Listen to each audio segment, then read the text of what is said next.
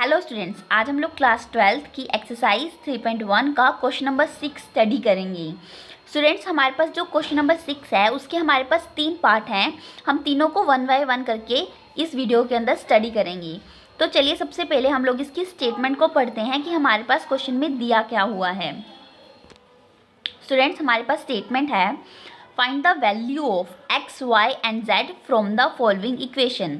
यानी कि स्टूडेंट्स, हमें एक्स वाई और जेड की वैल्यू को निकालना है इस नीचे दी हुई इक्वेशन में से। मतलब कि स्टूडेंट्स, हमारे पास यहाँ जो ये दो मैट्रिक्स हैं, हमें इन दोनों की हेल्प से इस एक्स वाई और जेड की वैल्यू को कैलकुलेट करना है। अब स्टूडेंट्स, आप लोग सोच रहे होंगे कि हम इन दोनों मैट्रिक्स की मदद से इस एक्स वाई और जेड की वैल्यू को कैसे कैलकुलेट कर सकते हैं। तो देखिए स्टूडेंट्स, हमारे पास यहाँ पे ये दोनों मैट्रिक्स ही नहीं दी, इन दोनों के बीच में एक इज इक्वल टू का साइन भी दिया हुआ है। इस इज इक्वल टू के साइन का मतलब ये है स्टूडेंट्स कि ये दोनों मैट्रिक्स जो हैं वो इक्वल हैं। अब आप लोगों को पता है स्टूडेंट्स कि अगर हमारे पास कोई दो मैट्रिक्स इक्वल होती हैं तो उनके कोरस्पॉन्डिंग एलिमेंट्स भी इक्वल होते हैं। कोरस्पॉन्डिंग एलिमेंट्स इक्वल होने का क्या मतलब है? कोरस्पॉन्डिंग एलिमेंट इक्वल होने का मतलब ये है स्टूडेंट्स कि हमारे पास देखिए, जैसे ये वाली मैट्रिक्स है, उसका ये वाला एलिमेंट इस वाली मैट्रिक्स के इस वाले एलिमेंट के इक्वल होगा, और ये वाला एलिमेंट इस वाली एलिमेंट के इक्वल होगा। ऐसे ये वाला इसके, और देखिए ये वाला तो दिया भी हुआ है 5 और 5 5 5 इक्वल है ना। अब हमने आगे क्या किया स्टूडेंट्स, अगर हम इसकी इक्वल एलिमेंट को सेपरेटली अलग करके लिख लेते हैं तो क्या होगा स्टूडेंट्स, वो मैंने यहाँ पे किया हुआ है। देखिए, मैंने 4 को z के इक्वल लिख लिया, लिख सकती हूँ मैं ये चीज़ 4 इक्वल्स टू z। ऐसे 3 को z के इक्वल लिख लिया, x को 1 के इक्वल लिख लिया। तो मेरे पास यहाँ पे सीधी सीधी वैल्यू आ गई, x की वैल्यू 1, y की वैल्यू 4 और z की वैल्यू 3। देखिए स्टूडेंट्स, ये वाला पार्ट बहुत ईजी था। जिसे कॉन्सेप्ट पता था इक्वल मैट्रिक्स का, इक्वल एलिमेंट्स का, वो इसको ऐसे ही कर लेता। अब हम लोग इसका पार्ट 2 देखते हैं और उसको सोल्व करते हैं। देखिए स्टूडेंट्स, यहाँ पे मैंने पार्ट 2 की स्टेटमेंट को लिख लिया है। अब स्टूडेंट्स, आप लोगों को बेसिक कॉन्सेप्ट पता है इस क्वेश्चन का कि हमारे पास दो इक्वल मैट्रिक्स हैं और इक्वल मैट्रिक्स के इक्वल एलिमेंट्स होंगे, कॉरस्पॉन्डिंग एलिमेंट्स यानी कि इक्वल होंगे। तो अब हम इसमें भी वही चीज़ करते हैं, जो इसके कॉरस्पॉन्डिंग एलिमेंट हैं उनको अलग से सेपरेट करके लिख लेते हैं। देखिए, जैसे ये वाला एलिमेंट इसके इक्वल होता है, मैंने उसको लिख लिया। ये वाला एलिमेंट इसके इक्वल होता है 5 + z = 5, और ये वाला इसके x + y = 8। ये तो 2 और 2 है, 2 = 2, इसको तो लिखने की ज़रूरत नहीं है। अब देखिए स्टूडेंट, जो ऊपर वाला क्वेश्चन था उसके अंदर जब हमने इसकी इक्वल एलिमेंट्स को सेपरेट करके लिखा था तो हमें डायरेक्ट वैल्यू मिल गई थी, तो हमें आगे कुछ करने की ज़रूरत नहीं पड़ी थी। लेकिन इस क्वेश्चन के अंदर हमें डायरेक्ट वैल्यू नहीं मिल रही, इसके अंदर हमें 3 इक्वेशंस मिल रही हैं। तो हम इन तीनों इक्वेशन को सबसे पहले तो नंबरिंग कर लेते हैं, इक्वेशन नंबर 1 2 3।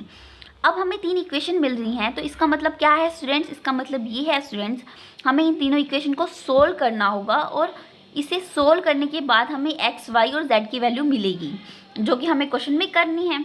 तो देखिए, जो हमारी इक्वेशन नंबर 2 है उससे हमें z की वैल्यू डायरेक्टली मिल रही है। कैसे? जो ये 5 है, इसे अगर मैं उधर इज इक्वल टू के इस साइड ले जाऊँगी तो देखिए z इधर रहेगा और ये वाला 5 ये वाला है। अगर मैं इस 5 को इधर लेगी तो ये 5 = 5 - 5 = 0। तो यहाँ से मेरी z की वैल्यू तो 0 डायरेक्टली आ रही है, तो इस वाले पार्ट के लिए मुझे z की वैल्यू तो यहीं से मिल गई। अब देखिए स्टूडेंट्स, बचा क्या? x और y। उसकी वैल्यू हम कैसे कैलकुलेट करेंगे? उसकी वैल्यू हम इक्वेशन नंबर 1 और इक्वेशन नंबर 3 की मदद से कैलकुलेट करेंगे। तो चलिए स्टूडेंट्स, हम लोग इक्वेशन नंबर 1 और 3 की मदद से वैल्यू को कैलकुलेट करते हैं। वैसे तो हम लोग एलिमिनेशन की मेथड की मदद से हमारी वैल्यूज़ को कैलकुलेट करते हैं स्टूडेंट्स। बट देखिए, यहाँ पे एक x और y की वैल्यू प्लस में है और एक क्या है, मल्टीप्लाई में है, तो एलिमिनेशन मेथड तो लगेगा नहीं। तो अब हम लोग क्या करें? हम लोग क्या करते हैं, इस वाली इक्वेशन में से, जो इक्वेशन नंबर 3 है, इसमें से हम लोग x की वैल्यू को निकाल लेते हैं पहले, या फिर आप y की भी निकाल सकते हैं। मैं x की निकाल रही हूँ। कैसे निकाली है? मैंने x को यहीं रखा और 8 को यहीं रखा। जब ये y इज इक्वल टू के इधर जाएगा तो वो किस में जाएगा? डिवीज़न में जाएगा। तो देखिए, यहाँ पे मेरे पास एक x की value I in terms of y। अभी x की एक्यूरेट वैल्यू नहीं आई है, लेकिन y की टर्म्स में आई है। अगर मैं इस x की वैल्यू को इस इक्वेशन नंबर 1 में पुट कर दूँ तो मेरे पास y की वैल्यू आ जाएगी। कैसे? देखिए, मैंने क्या किया, पुट x इन 1। इक्वेशन 1 में मैंने x को पुट किया है, x + y = 6। तो देखिए स्टूडेंट्स, यहाँ पे मुझे क्या करना है, x की वैल्यू को पुट करना है। x की वैल्यू क्या थी मेरे पास, ये है 8/y plus y is equals to 6। अब मैं क्या करूँगी, इसको सॉल्व करूँगी। सॉल्व कैसे करूँगी, मैं इसका एलसीएम ले लेती हूँ। एलसीएम क्या आएगा मेरे पास y, और यहाँ पे मेरे पास क्या आएगा 8 plus y square is equals to 6। ये तो आपको आता ही होगा स्टूडेंट्स। अब हम लोग आगे क्या करेंगे स्टूडेंट्स, देखिए ये y था, ये y इधर चला जाएगा, जा सकता है, इज इक्वल टू के ये डिवाइड में था, इधर जाके क्या हो जाएगा मल्टीप्लाई में। तो ये क्या बन जाएगी 8 plus y square is equals to 6y, और 6y को मैं इधर ले आती हूँ, इधर आएगा तो माइनस का 6y और प्लस a। तो देखिए स्टूडेंट्स, यहाँ पे ये आप लोगों के पास क्या बन गई, एक इक्वेशन बन गई। अब आप लोगों को इस इक्वेशन को सोल्व करना 8th क्लास में ही आप लोगों ने सीख लिया था। अब हम इसको कैसे सोल्व करते हैं वो देखते हैं। वैसे तो स्टूडेंट्स आप लोगों ने इस इक्वेशन को 8th में ही सीख लिया था कि कैसे सोल्व करते हैं, बट मैं फिर भी आप लोगों को यहाँ पे शॉर्ट में समझा देती हूँ। देखिए स्टूडेंट्स, इस इक्वेशन को सोल्व करने के लिए हम सबसे पहले क्या करेंगे, दो नंबर्स चूज़ करेंगे। कैसे होने चाहिए वो दो नंबर्स, वो ऐसे होने चाहिए कि उनको मल्टीप्लाई करें तो 8 आए, ये पीछे वाले डिजिट, और उनको प्लस करें तो माइनस का 6 आए, यानी कि मल्टीप्लाई करें तो प्लस का 8 आए, इसके आगे प्लस का साइन है, और प्लस करें तो माइनस का 6 आए।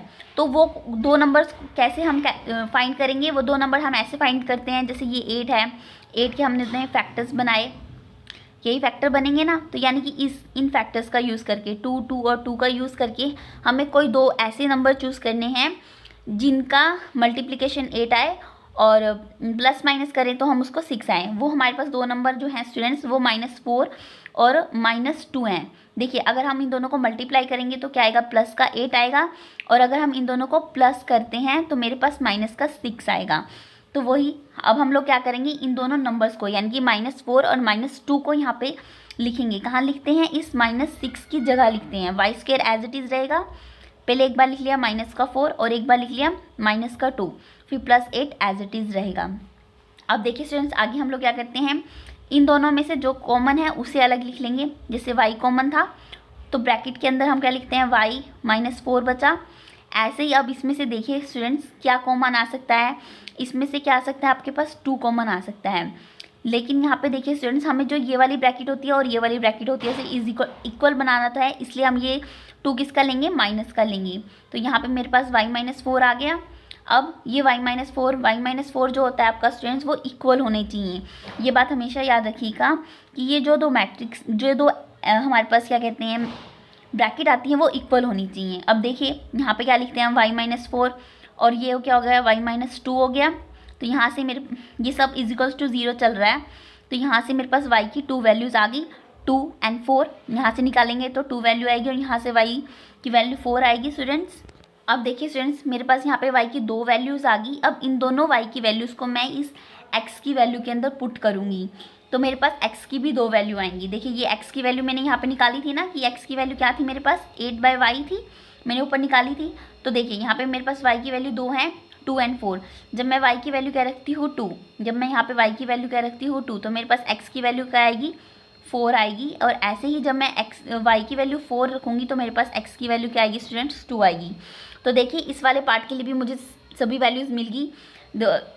एक तो 2 वैल्यू ये मिली है मुझे कि x के लिए जब 2 रखूँगी y की 4, और x की 4 रखूँगी तो y की 2, ऐसे कॉरस्पॉन्डिंग भी कर सकते हैं। और ऐसे ही z की वैल्यू 0 निकल के आ गई। तो देखिए स्टूडेंट्स, यहाँ पे मेरे आपके दो पार्ट जो हैं वो सॉल्व हो गए, पार्ट 1 एंड पार्ट 2। अब हम लोग पार्ट 3 करते हैं। अब देखिए स्टूडेंट्स, यहाँ पे मैंने पार्ट 3 की स्टेटमेंट को लिख लिया है। अब देखिए इसके अंदर फिर से वही बात, आप लोगों को कॉन्सेप्ट तो पता चल ही गया कि हमारे पास दो मैट्रिक्स हैं, वो दोनों इक्वल हैं, इक्वल मैट्रिक्स के जो एलिमेंट्स हैं वो भी इक्वल होंगे। तो सबसे पहले वही किया है, उसके इक्वल एलिमेंट्स को हम लोग सेपरेट करके लिख लेते हैं। जैसे हम लोग हर एक पार्ट में हम लोग अपना करते हुए आ रहे थे, वही यहाँ पे हम लोग कर रहे हैं।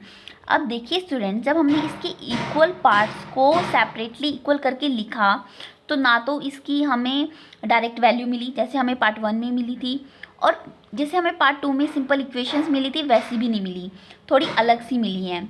तो यानी कि इक्वेशंस तो मिली हैं तो हमें सॉल्व तो करनी पड़ेगी, लेकिन तो देखिए हम लोग इसे कैसे सॉल्व करेंगे। अब देखिए हमारे पास जो इक्वेशन नंबर 1 है उसमें हमें x, y, z तीनों दे दिए, और इसमें x + z दे दिया, इसमें y + z दे दिया। अब देखिए स्टूडेंट्स, इसमें भी हम लोग एलिमिनेशन मेथड तो लगा नहीं सकते, तो सोचिए अब हम लोग इसमें क्या करें।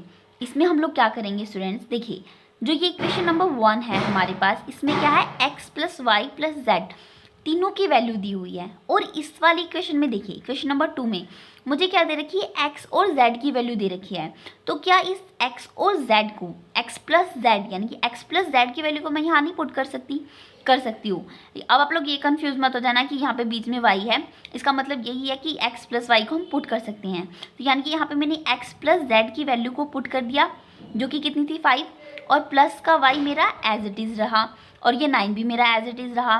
तो यहाँ से मेरे पास y की वैल्यू कैलकुलेट नहीं होगी स्टूडेंट्स, y की वैल्यू कैलकुलेट होगी, y इधर रहा 9 माइनस 5, तो मेरे पास क्या आ गई 4 आ गई स्टूडेंट्स। यहाँ से मेरे पास y की वैल्यू 4 आ गई। अब देखिए स्टूडेंट्स यहाँ पे मेरे पास y की वैल्यू 4 आ गई। अगर इस y की वैल्यू 4 को मैं इक्वेशन नंबर 3 में पुट कर दूँ तो मेरे पास z की वैल्यू नहीं आ जाएगी? आ जाएगी, ऑफ कोर्स आएगी, क्यों नहीं आएगी। देखिए मैंने क्या किया, यहाँ पे y की वैल्यू 4 थी, 4 लिख दिया, प्लस में z एज इट इज़ रहा और इज इक्वल्स टू 7 रहा। तो देखिए 7 माइनस 4, यहाँ पे मेरे पास z की वैल्यू आ गई 3।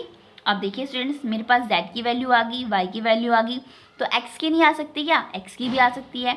इस इक्वेशन नंबर 2 में मैं अगर मैं z की वैल्यू को पुट कर दूँ, x एज इट इज रहा, z की वैल्यू क्या आ गई 3 और इज इक्वल्स टू 5, तो x की वैल्यू आ गई 5 माइनस 3 इज इक्वल्स टू 2, यानी कि मेरे पास देखिए x की वैल्यू भी आ गई।